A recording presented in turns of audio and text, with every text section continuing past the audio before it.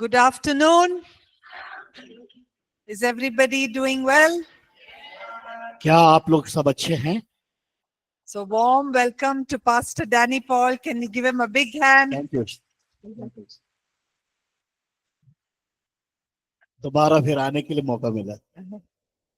All right, so let's do a quick recap. और हम जल्दी से दोहराएंगे। So what did we learn yesterday? हम लोगों ने कल के दिन क्या सीखा था? One at a time, please raise your hands. कोई एक जन एक बार में हाथ उठाकर बोले। Now nobody wants to say. सब एक साथ बोलना चाहता, कोई बोलना नहीं चाहता है। Yeah, so what did we learn yesterday? क्या कल के दिन हमने सीखा? Marriage is a good thing, okay? विवाह एक Marriage is a holy promise, okay? परमेश्वर के द्वारा पवित्र जो प्रतिज्ञा विवाह का। God designed marriage, very good. परमेश्वर विवाह का निर्माण करता है। That's it. इधर से बोलेंगे, इधर वाले भाई लोग। Holy relationship. पवित्र रिश्ता।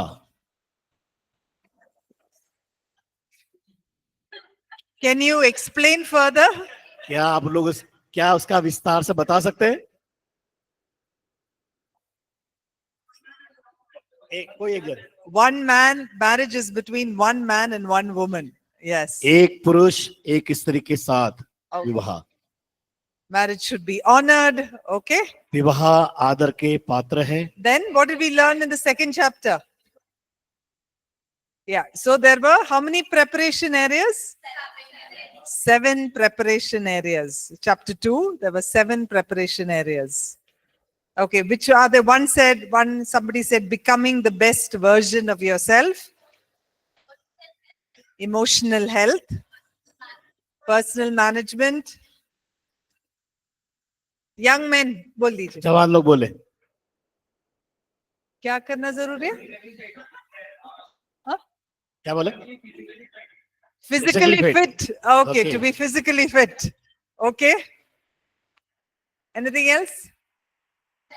Purity in sexual purity. Yes. यौन में पवित्रता। Then household skills. Yeah. Overcoming the past. Very good. पुरानी Okay. बातों से बाहर आना। All right. What did we learn in the third chapter? तीसरे अध्याय में क्या सीखा था हमने? What do you make the choice for? Compatibility. Okay. Sorry, say again. जब तक Okay. You're not married until you are married, right? Okay. All right. Then?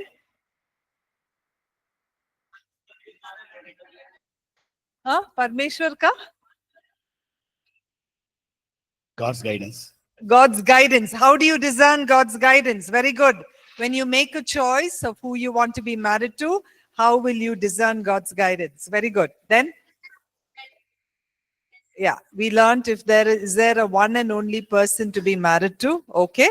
And one more? और Huh? Say. बोलिए। जोर से बोलिए। हर एक चीज का समय है. Did we learn that? That's out of syllabus. Okay, singleness. We spoke about the reasons for why someone can be single. Okay, very good. Good. How many of you went back and read the notes? कितने लोग ये notes को आपने जाके पढ़ाई किए? Okay, good.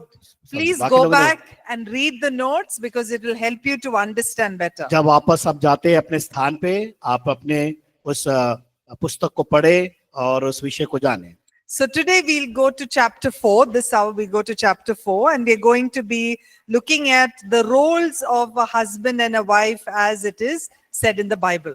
और आज हम चौथे अध्याय को देखेंगे जिसमें पति और पत्नी की भूमिकाओं को समझेंगे जो बाइबल में वचन में अध्ययन कर बाइबल में हम पाते हैं। So the Bible gives instructions on the roles of a husband and wife. और बाइबल के अंदर हम देखते हैं कि पति और पत्नी की क्या भूमिका है और उसको कैसे वो विशिष्ट शिक्षा को प्राप्त करते हैं। And God is instructing and telling us what He expects from a husband and what He expects from a wife. परमेश्वर एक पति के द्वारा और एक पत्नी के द्वारा क्या चाहता है उस भूमिका को। And God wants a husband and wife to celebrate those roles that He has given. परमेश्वर चाहता है कि ये भूमिका पति पत्नी अपने जीवन में उस उत्सव को मनाए या आनंद मना सके। So before we learn that, we should understand a very important truth. और हम सीखने के पहले बहुत ही महत्वपूर्ण बातों के बारे में हम जानने का प्रयास करेंगे। Can somebody read 1 Peter chapter 3 verse 7? और हम में से कोई एक जन पढ़े पहला पत्रस 3 अध्याय 7 पद। वैसे ही हे पतियों, तुम भी बुद्धिमानी से पत्नियों के साथ जीवन निर्वाह करो, क्यों और स्त्री को निर्बल पात्र जानकर उसका आदर करो, यह समझकर कि हम दोनों जीवन के वरदान के वारिस हैं, जिससे तुम्हारी प्रार्थनाएं रुक ना जाए। Okay, so what is the truth that is given here is that both the husband and the wife are equals. और यहाँ पर हम क्या देखते हैं कि पति और पत्नी दोनों एक समान है, एक जैसे हैं। That doesn't mean one person is on top, one person is on bottom. Both are at equal relationship in the eyes of God. इसका मतलब ये नहीं है कि पति का दर्जा ऊंचा है, पत्नी का दर्जा नीचा है, लेकिन परमेश्वर की दृष्टि में यहाँ पर हम देखने पाते वो एक समान है, उसमें ऊंच नीच नहीं है। So scripture also says that they are joint heirs in all what God has given them. और यहाँ पर हम वचन में देखते हैं कि परमेश्वर ने जो कुछ भूमिका उन्हें दी है वो एक दूसरे को समझकर एक दूसरे के साथ कार्य को कर सके। So if the Lord considers husband and wife equal, how should man and wife look at each other? जब परमेश्वर दोनों को एक जैसी भूमिका दिया है, समानता को दिया है, समान दृष्टि दिया है, तो कैसे ये पति और पत्नी उस भूमिका को अपने जीवन के द्वारा निभा सकते हैं। So they also must treat each other as equals. और एक दूसरे के साथ व्यवहार दोनों को एक जैसा करना चाहिए, उच्च नीच नहीं होना चाहिए। Another verse we want to look at is 1 Corinthians chapter 11 verses 11 and 12. और हम दूसरा हम पुस्तक में से हम पत्री में से देखेंगे जो कि पहला कुरिन्थियों उसका 11 अध्याय में पाया जाता है। तो भी प्रभु में ना तो स्त्री बिना पुरुष और ना पुरुष बिना स्त्री के हैं, क्योंकि जैसे स्त्री पुरुष से है वैसे ही पुरुष स्त्री के द्वारा है, परंतु सब वस्तुएं परमेश्वर से ही है।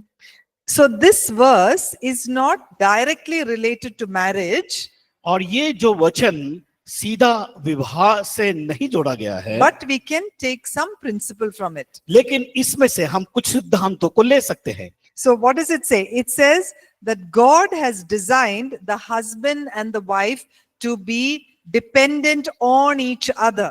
तो परमेश्वर ने क्या किया, यहाँ पर एक निर्माण किया कि दोनों एक दूसरे पर निर्भर हो सके। So the husband or the wife cannot do things alone.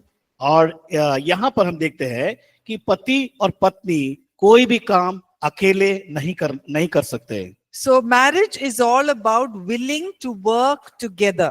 और विवाह जो है कि उस बात को बताता है कि दोनों मिलकर एक साथ कार्य करना। That they are able to depend on the strength of the other person. और एक दूसरे के जो सामर्थ्य जो शक्ति है उस पर निर्भर होकर काम करना। And support the weakness of one person. और एक दूसरे की कमजोरी में एक दूसरे को सहायता करना। So let's look at an example. हम एक उदाहरण को देखेंगे। Suppose the husband is very good with money.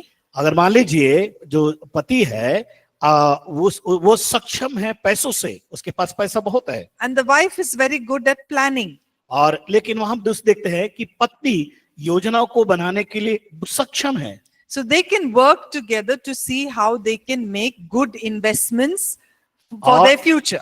और दोनों को मिलकर ये निर्णय लेना है, ये बात योजना को बनाना है कि भविष्य में हम उस पैसों का इस्तेमाल कैसे कर सकते हैं। But in case the husband says, no, you don't plan, only I will figure out what to do with the money, it may go to some kind of loss. और पति कहता है कि नहीं, आपकी मुझे कोई जरूरत नहीं, आपका कोई मुझे सजेशन की आवश्यकता नहीं, लेकिन हाँ, मैं अपनी इच्छा के अनुसार मुझे जो करना है, जहां मुझे पैसा खर्च करना है, मैं करूंगा। लेकिन कई बार क्या होता है, वो नुकसान हो जाता है। So this is what we mean by the husband and the wife need to work together or depend on each other. और इसलिए क्या होना चाहिए, एक दूसरे पर, पति पत्नी एक दूसरे पर निर्भर होना आवश्यक है। So I want to say one word to all the men and the boys here. और मैं यहाँ पर जो पुरुष के रूप में जो जवान लोग हैं, उन लोग से मैं कहना चाहती हूँ। So something in our culture, in our Indian culture, tells us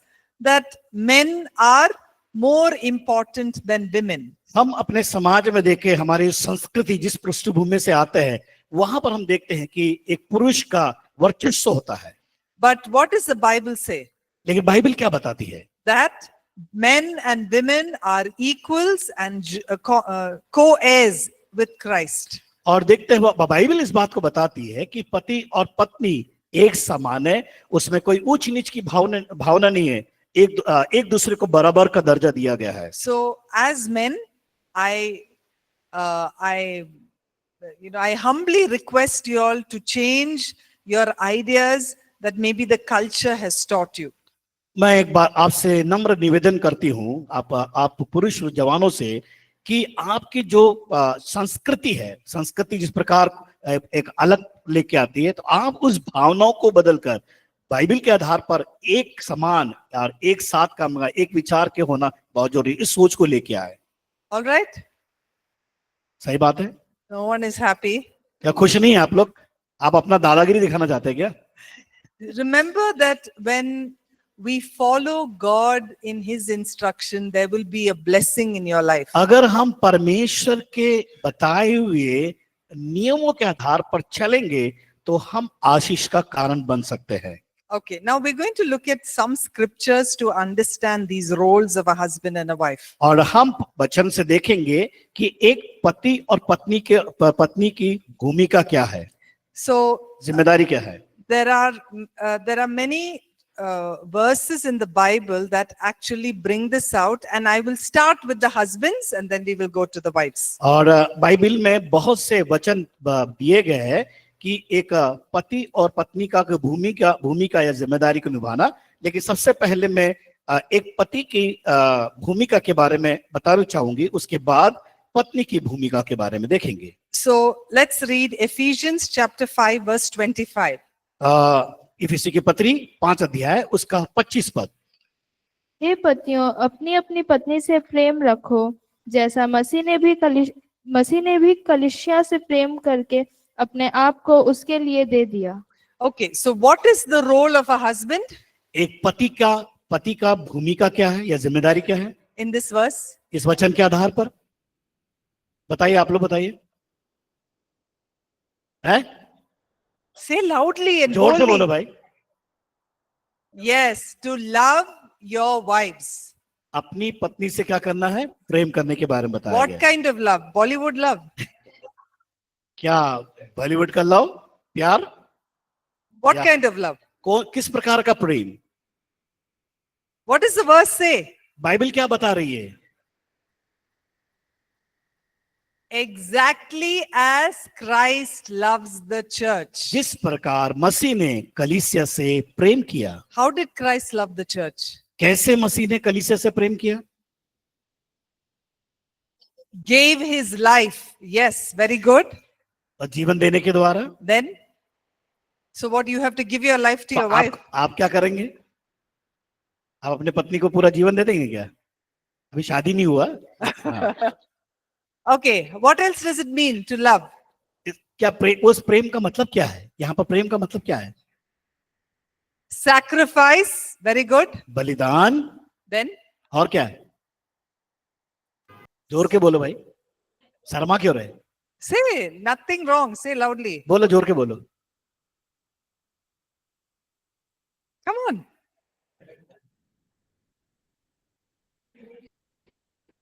Okay, so when Christ loved the church, did Jab- he expect anything back?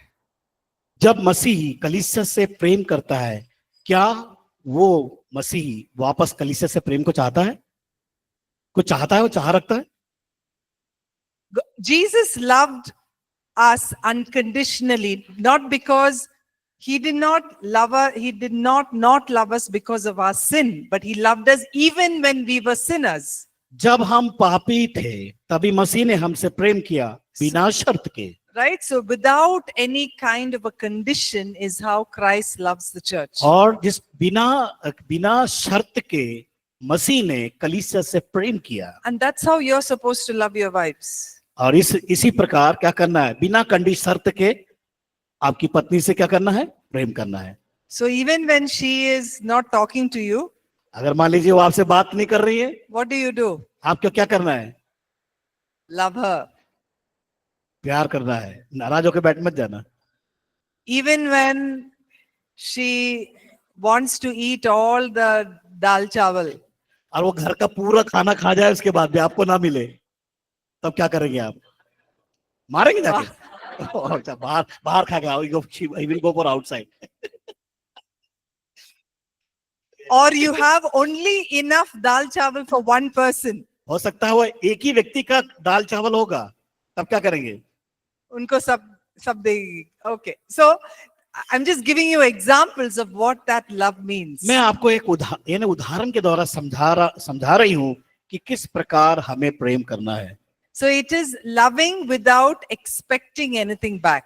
आप प्रेम ऐसा कह कोई चीज आप ये वापस कोई चीज आपको मिल जाए या प्राप्त करने के लिए, ऐसा प्रेम न करें. What does love, where does it talk about love in the Bible? Where does it talk about love in the Bible? Bible में कहां पर बताया गया प्रेम के बारे में? 1 Corinthians chapter 13. या पहला Right. कुरिन्थियों 13 अध्याय. So instead of the word love there, you put your name over there and read Bible it. में जहां वो जो उस पत्रिका में पहला कुरिन्थियों में 13 अध्याय में प्रेम के बाद प्रेम का नाम प्रेम आया है, उस जगह आप अपना नाम रखें. Like it says, love is kind, love is patient. Instead, you say, Jean is kind, Jean is patient. हाँ, Use your name. आप अपना नाम रखे. जैसे मेरा नाम डैनी है, डैनी धीरज रखता है, प्रेम करता है, यानी उस शब्द को आप आपका नाम रखकर उस शब्दों को जोड़े. Okay, so let's look at the second role. दूसरा हम देखेंगे भूमिका. Let's read Ephesians chapter 5 verse 31. इफिसियों 5 अध्याय उसका 31 पद. इस कारण मनुष्य अपने माता पिता को छोड़कर अपनी पत्नी से मिला रहेगा और वे दोनों एक तन होंगे. Okay, so the word that it says in English is the word cherish. Okay, cherish. Cherish is the term. Okay okay okay. यहाँ पर जो एक इंग्लिश जो वर्ड आया है चेरिश का ना, संजोना यानी एक साथ रहना, एक तन होना के बारे में बताया गया है. Okay, so how, suppose you have, let's say you buy a bike, मान new लीजिए bike. अब आप एक नई एक मोटरसाइकिल लेते हैं, What will you do? आप क्या करेंगे?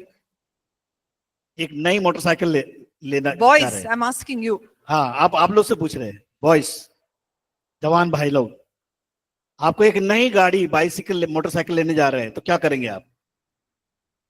हैं? Huh? What? बोलो. Huh? What you'll ask your partner? For what? You get a new bike. The next day, what will you do? अगर मान लीजिए नई गाड़ी आपको मिल गई, तो अगले दिन क्या करेंगे आप? Huh? A trip to Manali. Okay. You go to Manali and then when you reach Manali, what will you do to the bike? और बाइक को लेकर मनाली गए तो अब क्या करेंगे? Petrol. Then? Huh? इसमें क्या करेंगे चलाने के लिए? Petrol. It's a new. Wash. You will wash it. For the first 10 days, you will wash it so it will be nice and shiny. हाँ, जब नई गाड़ी तो बिल्कुल रोज नई दुल्हन की तरह उसको बिल्कुल एकदम सवार के रखेंगे. Correct? After that? उसके बाद क्या करें? धूल लग रहा है, पूछेंगे भी नहीं, टाइम नहीं है. So, What does cherish mean? Cherish means when you find something, you treat it like something that's very, very precious. और यहाँ पर देखते हैं कि तन का मतलब है कि बहुत ही कीमती चीज को आप सजा सवार कर रखते, हमेशा उसकी देखरेख करते हैं आप। So that's what you're supposed to do to your wives. इसलिए यहाँ बताया गया कि आप अपनी पत्नी के साथ भी ऐसा व्यवहार करें, To cherish her. उसको क्या करें, उसका बिल्कुल खूब ख्याल रखे, ध्यान रखे। And how do you cherish her? By communicating to her. कैसे आप उसको एक तन बना के रखेंगे? उससे वार्तालाप करने के द्वारा, By making her feel that you love her. और उनको ये एहसास कराना है कि आप उससे प्रेम करते हैं, To let her know that she can trust you. और ताकि वो आप पर भरोसा कर सके। And also to make whatever she is doing to take some burden so that her load is lighter. और क्या करना है, पति पत्नी को उसका जो बोझ है ना, उस पर भारी बोझ नहीं डालना है, बल्कि एक दूसरे के बोझ को लेना जरूरी है। So that's how you cherish her. और इस प्रकार आपको एक तन बना सकते हैं, उसे खुश कर सकते हैं। Another way to cherish her is to nourish her. The second. और दूसरा जो बात है, पत्नी को कैसे आप उससे प्रेम दिखा सकते हैं, बता सकते हैं, उसको पोषण करने के द्वारा। So if you have a plant at home, मान लीजिए आपके घर में एक पौधा है, how do you nourish? उसका पोषण कैसे करते हैं आप?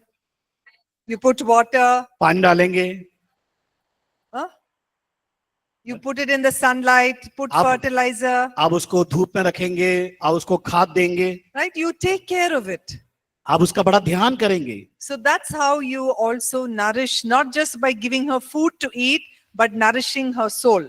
और हमें केवल उसको खाना खिलाकर पोषण नहीं करना है, लेकिन आत्मा का भी हमें पोषण करना है उसका। And nourishing her spiritually by being the head of the house and taking on the spiritual leadership. और आप एक घर के मुखिया होने के कारण आत्मिक तौर से भी उसका पोषण करना जरूरी है। Okay, boys? समझ में आ गया भैया? जवान Ready? लोग तैयार है? Okay, let's look at the next role. अगला भूमिका देखेंगे। Ephesians 5 verse 23. और इफिसियों 5 अध्याय 23. उसका 23 पद। क्योंकि पति पत्नी का सिर है, जैसे कि मसीह कलीसिया का सिर है, और स्वयं ही देह का उद्धार करता है। Okay, so the husband is a leader. और पति कौन है? एक अगुवा है। Okay. How many leaders do you know? आप कितने ऐसे अगुवों को जानते हैं? Can you give me some leaders in history? ऐतिहासिक कोई अगुवों के बारे में बता सकते हैं जो अगुवे रहे? इतिहास में कौन अगुवे हुए? In history. इतिहास में पुराने समय में बड़े बड़े अगुवे लोग खड़े हुए थे। अगुवों को जानते हैं? Akbar. Okay. What can you give me a quality of his leadership? उसके अगुवाई का एक बता सकते हैं अच्छा काम को? अकबर ने क्या अच्छा काम किया जिसके कारण वो नाम जाना गया? What about other leaders? और दूसरे अगुवों के बारे में बताइए। Shahjahan. Billy Billy Graham. Okay. King David. Okay. I'm also looking at world leaders. Okay. ये संसार में जो अच्छे नामी अगुवे हुए उनके बारे में जानना चाहती हूँ मैं। है? कोई अच्छा आवाज बढ़ो। शिवाजी महाराज। और Have we heard about Mahatma Gandhi? Simple. Mahatma Gandhi के बारे में सुना है आपने? Have you heard about Hitler? Hitler के बारे में सुना है आपने? नहीं सुना है? Okay. What kind of leader was Hitler? और हिटलर के अंदर कौन सी ऐसी योग्यता थी या जिसके कारण वो जाना गया? He was brutal. Okay. He was brutal, or he was very cruel. वो बहुत क्रूरता से व्यवहार करने वाला वो अगुवा था। Yeah. Yes. Okay. So what kind of leaders are the husband supposed to be? एक पति अगुवे होने के नाते उसको कैसा होना चाहिए? कैसा होना चाहिए? क्रूरता दिखाने वाला? डंडा लेके पीटने वाला? Like Christ. Something is here. What? क्या बोले? महात्मा गांधी वाला? Mahatma Gandhi wala. Okay. My goodness. Okay. So the Bible says Bible बताती है that to that husbands should have a leadership the way Christ does to his church. जिस प्रकार मसीह यीशु ने कलीसिया की अगुवाई किया, उसी प्रकार एक पति का भूमिका होना चाहिए। So how did Christ lead the church? और कैसे मसीह ने कलीसिया की अगुवाई की? Give me an example. एक उदाहरण दीजिए, उदाहरण। Girls, you can also say, huh? Give me an example. From the Bible, give me an example. Bible से उदाहरण दीजिए। What's that? Like a shepherd. Like a shepherd. Okay. All right. Sorry. He went to the cross for us. What did he do for his disciples? उसने चेलों के लिए क्या किया? He washed the feet of the disciples. यीशु ने चेलों के पैर धोकर So उसने एक भूमिका निभाई। he was a leader who served. और वो ऐसा अगुवा था जिसने सेवा किया। He submitted and served his disciples. उसने अपने चेलों के लिए समर्पण के साथ सेवा को किया। So what does it mean for the husbands? इसका मतलब क्या है पति के लिए? पैर धोना, To serve. सेवा करना। How can you serve in your practical life? आपके प्रायोगिक जीवन में कैसे आप सेवा कर सकते हैं? When you're married. जब आपकी शादी हो जाती है। Sorry? Yes, very Household. good. By doing household work. Yes, घर के कार्य को करने के द्वारा। very good. Then और बताइए भाई, अब शादी होने वाली है ना? making the food she likes. Okay. क्या बात है। To change the diapers of the babies. हाँ, बच्चों के जो क्या बोलते हैं, लपोटी करने के बाद उनका कपड़ा बदलने के लिए, उसके लिए भी तैयार होना है। Right. So this is the way that you are able to serve your wives. और ये इसी प्रकार आपका एक पति होने के नाते पत्नी के लिए सेवा करने का सेवा करना है। Now the leadership of a Christian husband is not based on his authority. ये the leadership of a husband is not because of his authority but because of his placement by God. परमेश्वर के द्वारा जो नियुक्त किया गया पति के लिए, वो पति का कर्तव्य है कि वो अपने अधिकार को दिखाकर कार्य नहीं करना। So the Lord has placed you as the authority of the home but with leadership of service. परमेश्वर ने उस पति को जो जिम्मेदारी दिया है, भूमिका दिया निभाने के लिए, अधिकार के साथ तो है, लेकिन साथ साथ क्या करना है? वो घर की अगुवाई भी करना है। So it involves taking care of your family. और जब परिवार की जब जिम्मेदारी को देख रेख जब करते हैं, meeting all the needs of your family, और परिवार की जो जरूरतें उसके पूरा करते हैं, making decisions, निर्णय लेने के समय, also to be an example of a good character, और हमें एक नमूना बनना है अच्छे चरित्र को दिखाने के द्वारा, and also to be submissive to your wife. और उसके साथ साथ हम उनके उस पत्नी के साथ पति का यह है कि अधीनता में भी रहना। So Ephesians 5:21 says, submit to one another. और दिखते एफेसियों 5:21 में लिखा है कि हम एक दूसरे के अधीन रहे। Okay, right. Let's look at the next one, which is in 1 Peter chapter 3 verse 7. और हम अगला देखेंगे, पहला पत्रस 3 अध्याय उसका पहला पद।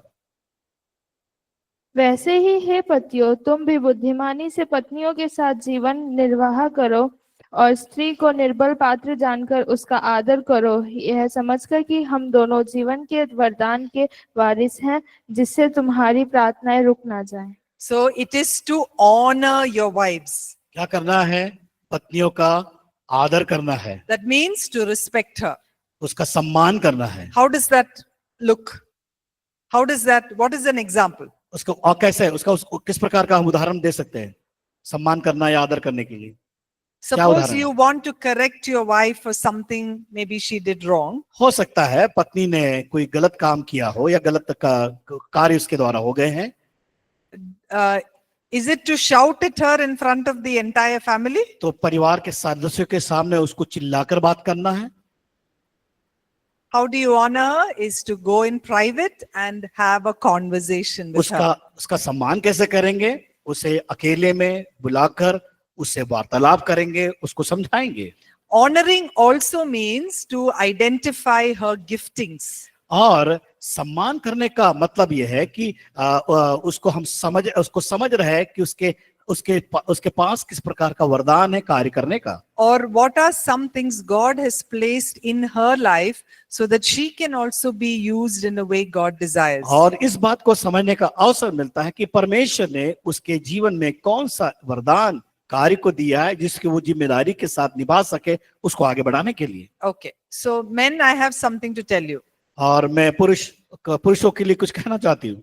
If you play your role as God has designed, और अगर आप एक भूमिका निभाते हैं जो परमेश्वर ने दिया हुआ है, you are helping your wives to play their roles. तो हम क्या करते हैं, वो पति होने के नाते उस पत्नी की मदद करते हैं उसकी भूमिका को, जिम्मेदारी को निभाने के लिए। I've seen very often even in Christian homes, और मैंने देखा कि मसीही परिवारों में, लोगों के जीवन में sometimes the men are irresponsible. They don't work or they don't do anything. और देखते हैं कि पुरुष वहां पर जो पति है कई बार जिम्मेदार नहीं होते घर के कुछ कामों को करने के लिए। And what happens? The wife has to get up into that leadership. और क्या होता है कि पत्नियां उठ खड़ी होती है उस काम को करने के लिए, अगुवाई करने के लिए। So that is not God's designed plan. और परमेश्वर ने इस प्रकार का निर्माण नहीं किया या इस प्रकार से नहीं बनाया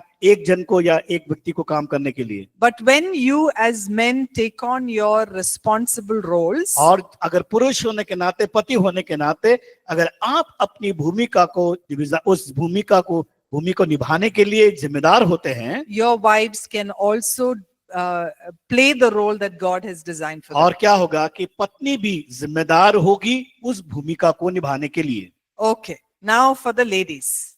अब महिलाओं के लिए, स्त्रियों के लिए, So जवान स्त्रियों के लिए। let's look at a verse.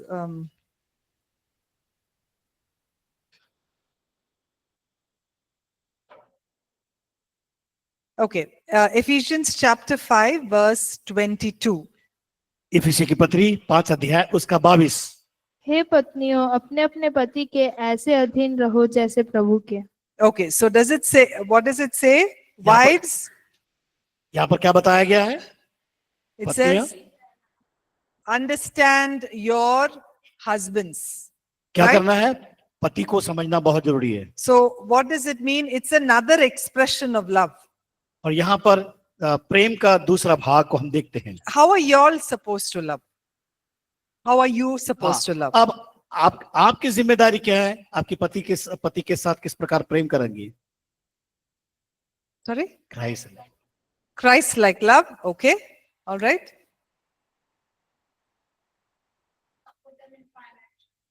Okay. So it is to accept your husbands as they are. आपको क्या करना है? पति को, जो पति को है वो जिस प्रकार है उसे स्वीकार करना। The word that is used for a wife and the way that she loves is more an example of a friendship love, a companion love. और इस बात को अब जानना है कि जिस प्रकार उनको एक समानता में और उनके साथ कोमलता के साथ प्रेम दर्शाने के द्वारा। So it means to accept him with all the imperfection or all the flaws that he may have. और उसके हो सकता है कोई कमजोरी होगी, उस कमजोरी अवस्था में जो भी कमी हो उस अवस्था में उसे स्वीकार करना। So you're not accepting him because of what he does, but because God has given him to you as a gift. और आपको उस प्रकार उसके अंदर क्या क्षमता है उसके अनुसार नहीं, बल्कि परमेश्वर ने क्या उसको दिया है उस आधार पर आपको स्वीकार करना बहुत जरूरी है। So your love is also a sacrificial love. तो आपका भी प्रेम कैसा होना चाहिए? बलिदान वाला प्रेम। Okay, let's look at the next role, and this is an important one. और हम अगला भूमिका को देखेंगे, ये बहुत ही महत्वपूर्ण है। Colossians chapter 1 verse 3 verse 18. और कुलुस्सी की पत्री उसका 3 अध्याय 18 पद। हे पत्नियों, जैसा प्रभु में उचित है वैसे ही अपने अपने पति के अधीन रहो। And also Ephesians 5 verse 24. 5 उसका 24। Ephesians. पर जैसे कलीसिया मसीह के अधीन है वैसे ही पत्नियां भी हर बात में अपने अपने पति के अधीन रहे। So how are you to submit to your own husband? आप अपने पति के अधीन कैसे रख सकते हैं? Like church submits to Christ. जिस प्रकार कलीसिया मसीह के अधीन। So when you're submitting to your husband, जब आप अपने पति के अधीन करते हैं, you are recognizing that God has placed him in authority over you. क्योंकि आप उस बात को समझ पाते हैं कि परमेश्वर ने उस अधिकार को उसे दिया है या उसको स्थान पर रखा है। And when you support him, you are completing him. तो इसका अगर आप उसको सहयोग करते हैं, इसका मतलब है पूर्ण रीति से आप उसका सहयोग कर रहे हैं या उसके अधीन में हैं। It's not a competition. यहाँ पर कोई प्रतिस्पर्धा नहीं है। Okay, so what does submission mean? अधीनता का मतलब क्या है? What do you think? क्या सोचते हैं आप अधीन रहने का मतलब? Okay. सहयोग करना। Does submission mean that you cannot say anything and you have to do whatever he says? अधीनता का मतलब ये है कि जो कुछ वो पति का है उसको करने के लिए Respect. Respect? Who said that? Who's Myself. Oh, you sorry. You said respect. Okay. All right. No, I asked what does submit mean to respect. No, how would you submit to your husband? कैसे आप अपने पति के अधीन हो सकते हैं या कर सकते हैं? Okay. All right. So you are submitting and being obedient to God when you are submitting to him. अब ये अधीनता का मतलब है कि आप उसके अधीन कर रहे हैं, उसकी आज्ञा का मान रहे हैं, जिस प्रकार परमेश्वर की आज्ञा को हम मानते हैं। And you are allowing and encouraging him to take on his role as a husband. और आप उसे मौका दे रहे हैं कि आपके पर जो अधिकार है और उस भूमिका को निभाने के लिए मुख्य होने के नाते। So rather than wanting that place of leadership, you are willing to open it up because you know it is appointed by God that he stand in that leadership. आप क्या कर रहे हैं? उसे इस बात को समझ रहे हैं कि परमेश्वर ने जो उसे उस अधिकार को दिया है और एक अगुवे होने के नाते उसे नियुक्त किया है, उसको आप खुली तरह से उसे मौका दे रहे हैं उस अधिकार को निभाने के लिए। Okay, what does submission not mean? और अधीन नहीं होने का मतलब क्या है? What does it not mean? What does submission not mean? हाँ, और अधीनता नहीं का मतलब क्या है? Okay, it does not mean that you are inferior.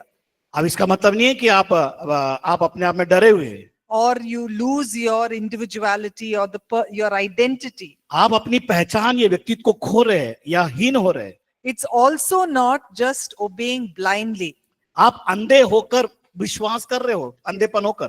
You know, even if let's say your husband beats you or abuses you or makes use of you, submission does not mean that you should sit under that. अधीनता का मतलब ये नहीं कि वो आपको पिटाई करे, आपको से दुर्व्यवहार करे, आपसे गलत व्यवहार करे और आप एक कोने में बैठ रहे। इसका मतलब ये नहीं है। You should get help if something like that happens. और कुछ ऐसी बातें होती है उसमें आप उसकी सहायता के लिए खड़े होते हैं। Okay, so are all the ladies willing to submit? क्या आप महिलाएं लोग, आप जो बैठे हैं बहन लोग, क्या आप आने वाले दिनों में आप अपने पति के अधीन होना चाहते हैं?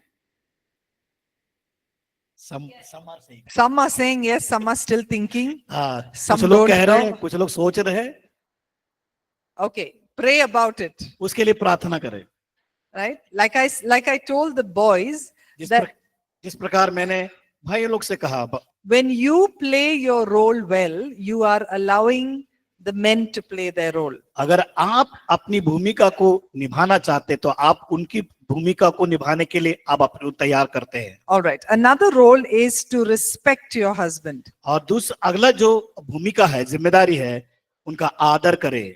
You respect a person when you appreciate them, when you encourage them, when you admire them. आप आदर कैसे करते हैं? जब उन्हें ऊंचा उठाते हैं और उनकी सराहना करते हैं और उनको समझने का प्रयास करते हैं। So respecting also means not just by what you are doing, but even in your mind and in your heart.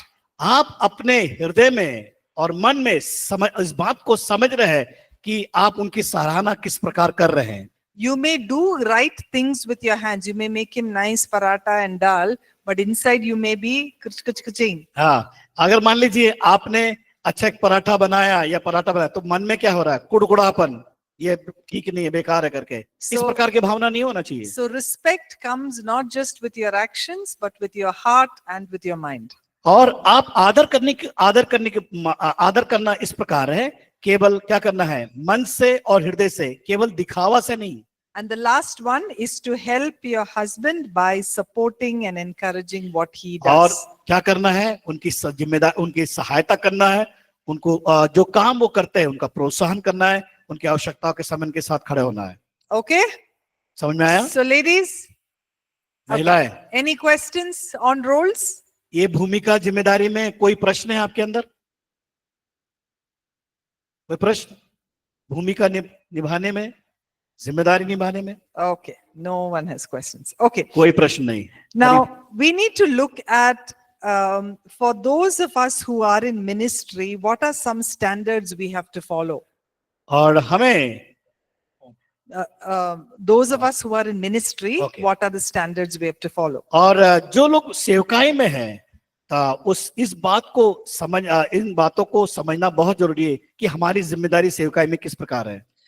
Why is that important? Because in ministry, there is an entire community watching you.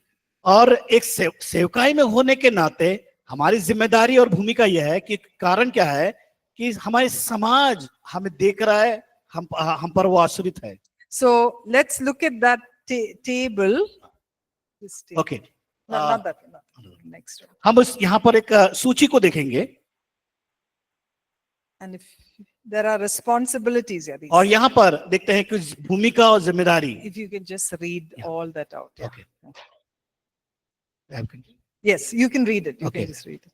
देखते हैं कि एक अगुवे होने के नाते या पति की भूमिका और जिम्मेदारी को देखेंगे। क्या है? पहला टेबल, पेज नंबर 44 आपके बुक में है। एक ही पत्नी हो, है ना? पति का क्या होना चाहिए? एक ही पत्नी होना है, सचेत, गंभीर और संयमी हो, अजनबियों की पहनाई करने वाला हो, पियक्कड़ और हिंसाचारी ना हो, परंतु सौम्य और शांत हो, पैसों से प्रेम ना करने वाला, अपने परिवार का उचित प्रबंध करने वाला, बच्चों को सिखाए कि वे पूर्ण आदर के साथ आज्ञा माने, रिश्तेदारों का ध्यान रखे, विशेषकर अपने परिवार के सदस्यों का, अहंकारी, क्रोधी ना बने, आत्म संयम रखे, उसके बच्चे विश्वासी हो, उद्दंड और अनाज्ञाकारी ना हो। Okay, who's written this? ये किसने लिखा है?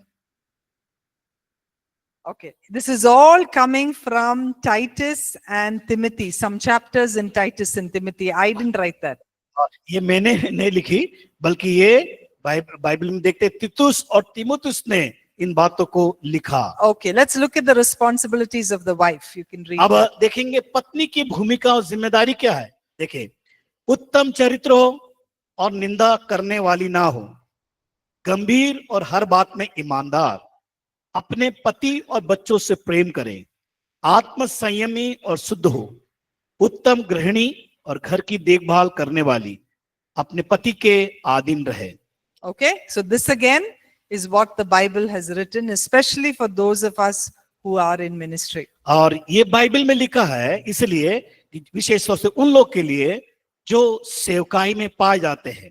Another role of a husband and wife in marriage is also to have good sexual intimacy. और एक पत्नी होने के नाते जिम्मेदारी ये है कि यौन का आनंद कैसे उन्हें लेना है। We will look at this in chapter 7, so I'm moving away from that right now. Chapter 7। Chapter 7. हाँ, ये बातें हम 7वें अध्याय में हम देखने पाएंगे। Okay. Now, this must be a very familiar chapter for you. Proverbs 31, is it a familiar chapter for you? और नीति वचन जो 31 है वो आपके लिए बहुत ही प्रसिद्ध वचन होगा। So, what is Proverbs 31 all about? क्या नीति वचन 31 में किन बातों को किस बातों को बता रहा है? किन बातों के लिए प्रसिद्ध है वचन? About a good woman, right? एक भली पत्नी के बारे में। So, boys, how many of you have read that Proverbs 31? और भाई लोग, आप लोग कितने लोग ने नीति वचन 31 को पढ़ा? How many of you want a wife like that? क्या आप लोग ऐसी पत्नी को चाहते हैं? Okay, very good. Now, बहुत do you know that if you want a Proverbs 31 wife, you have to be a Proverbs 31 husband? अगर एक अच्छी पत्नी नीति वचन 31 के अनुसार चाहते हैं 31 husband. तो उसमें क्या होना है? 31 पति का रूप होना चाहिए। So, shall I show you how? वो कैसा होना है दिखाओ आपको। Let's look at verse 11. 11 पद में देखें What does it read? Verse क्या लिखा 11. हुआ है। और उसे लाभ की घटी नहीं होती। Proverbs 31:11. या Yeah. So I don't know if that's, read that again in Hindi. Hindi में पढ़े फिर से। या और उसे लाभ की घटी नहीं होती। It's a single word. It's no confidence there, is it? Is it 10? Verse 10. Verse 10. Read verse 10. भली पत्नी कौन पा सकता है, क्योंकि उसका मूल्य मूंगों से भी बहुत अधिक है। उसके पति के मन में उसके प्रति विश्वास है। Okay, that's what I was looking for. Right. So what does it say? Her husband will put his confidence in her. क्या करना है? उसके प्रति विश्वास होना है। So husbands, you want a Proverbs 31 wife, you have to put confidence in your wife. अगर नीति वचन 31 के अनुसार पत्नी चाहते हैं तो क्या होना है? विश्वास। Okay, let's look at verse 23. 23 पद। 23 जब उसका पति सभा में देश के पुरनियों के संग बैठता है, तब उसका सम्मान होता है। So what is the husband doing? यहाँ पर पति क्या कर रहा है? Sleeping, सो रहा है, wasting time, समय बर्बाद कर रहा है scrolling on Instagram. और इंस्टाग्राम को देख रहा है। What is he doing? क्या कर रहा है? He is doing some work, और यहाँ पर वो कुछ काम कर रहा है। right? He is doing his part that he needs to outside the home. That's what it says. और जो वो क्या कर रहा है? बाहर लोगों के साथ वो समय को दे रहा है। Okay, let's look at verse 28. 28 पद। उसके पुत्र उठकर उसको धन्य कहते हैं। उसकी पत्नी उसका पति भी उठकर उसकी ऐसी प्रशंसा करता है। So what does the husband do? पति का जिम्मेदारी क्या है? क्या कर रहा है वो? Praises her. So, पत्नी की प्रशंसा कर रहा है। so what does it say? Oh, you're my beautiful wife. अरे कितनी सुंदर मेरी पत्नी You're always there with me. है। You're always there तो with मेरे me. साथ हमेशा रहती हो। You cook healthy food for और me. बहुत अच्छा मीठा मीठा स्वादिष्ट भोजन बनाती हो। You pray for me. आप मेरे लिए प्रार्थना करती हो। You are like my right hand. आप मेरे बाएं हाथ हो आप। That's what praises look like. वो है प्रशंसा। इस प्रकार की है। So that's what it means to be a Proverbs 31 husband. इसलिए किस प्रकार का होना चाहिए? नीति वचन 31 के अनुसार पति होना चाहिए। All right. So women, your Proverbs 31 wife, there are a lot of things that are there, and what is most important here? और यहाँ पर स्त्रियों के लिए कि एक अच्छी पत्नी नीति वचन 31 के अनुसार कैसा होना चाहिए? Hard worker. Yes, verse 30. Please read verse 30. 30वां पद 31 का। शोभा तो झूठी और सुंदरता व्यर्थ है, परंतु जो स्त्री यहोवा का भय मानती है उसकी प्रशंसा की जाएगी। So the Lord who fears or honors the Lord will be praised. जो स्त्री यहोवा का भय मानती है उसकी प्रशंसा की जाती है। So when you honor the Lord, everything else will follow. अगर आप परमेश्वर का आदर करते हैं, भय मानते हैं, सब कुछ आपके लिए अच्छा ही होगा। To make you the Proverbs 31 wife. तो आपके जीवन में अच्छी पत्नी के लिए नीति वचन 31 होगा। Okay, with that, shall we go have some tea? और अब इसके साथ हम चाय के लिए जाएंगे।